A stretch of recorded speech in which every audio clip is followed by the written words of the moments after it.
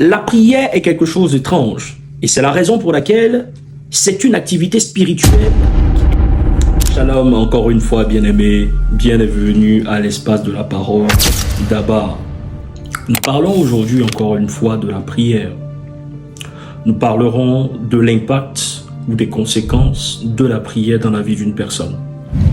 La Bible dit en Exode chapitre 34, le verset 35, que les fils d'Israël regardaient le visage de Moïse et voyaient que la peau de son visage rayonnait. Et Moïse remettait le voile sur son visage jusqu'à ce qu'il entrât pour parler avec l'Éternel. Moïse a été en contact avec Dieu pendant une quarantaine de jours.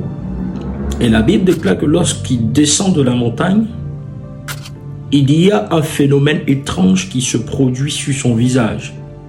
Un phénomène que lui-même ignore. La Bible dit que son visage a été illuminé de la présence de Dieu.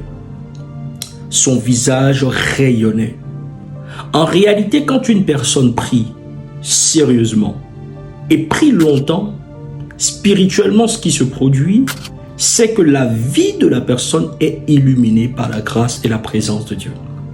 Ce qui se produit, c'est que des choses étranges se passent dans le spirituel et agissent justement même dans l'atmosphère environnant la personne. La prière est quelque chose d'étrange et c'est la raison pour laquelle c'est une activité spirituelle qui est donnée justement pour être en communion avec l'Esprit de Dieu. En fait, Dieu connecte son esprit au nôtre et nous pouvons recevoir dans notre corps, nous pouvons recevoir dans notre âme les desseins, la volonté de Dieu et même l'action de Dieu. La Bible dit en 2 Corinthiens, le chapitre 3, le verset 18, que nous tous qui, le visage découvert, contemplons comme dans un miroir la gloire de Dieu, sommes transformés en la même image de gloire en gloire. Cela signifie que si tu t'exposes à la gloire de Dieu, la gloire de Dieu va se transposer aussi sur toi.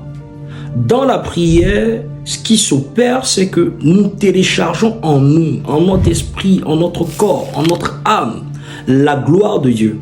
Ainsi, nous accomplissons cette parole que nous disons dans la prière du Notre Père. Que ton règne vienne sur la terre.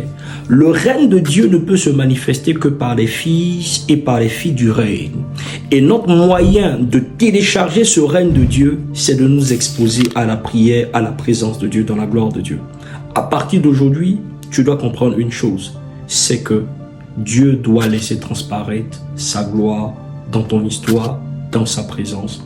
Que Dieu te bénisse.